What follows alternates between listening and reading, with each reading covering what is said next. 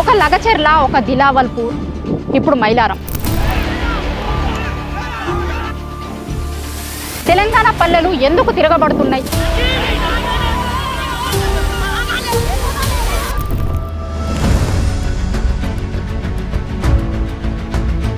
మా రైతులను ఎందుకు నిన్న పట్టకపోయి అరెస్ట్ చేసిండ్రు?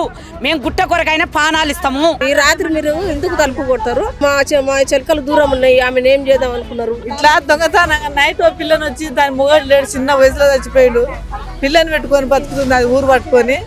దాన్ని వచ్చి బెదరగొట్టడానికి ఆయనకేం అవసరం? పిట్టలు కాబట్టి లేచిపోయినాయి. మేము కాలు రెక్కలు పిల్లలు 4 ఇళ్ళలు కన్నా తల్లి పిల్లలు తీసుకొని ఎక్కడ లేచిపోతుంది? మా పిల్ల తరానికి మా గుట్ట మాకే ఉండాలి, లేకపోతే మేము చేస్తాం. ఆ మైనింగ్ వాళ్ళ తానికే పోయి వస్తాం. నిన్న మాత్రం మరీ ఘోరం మేడం. మరీ ఎట్లా అంటే సర్వనాశనం.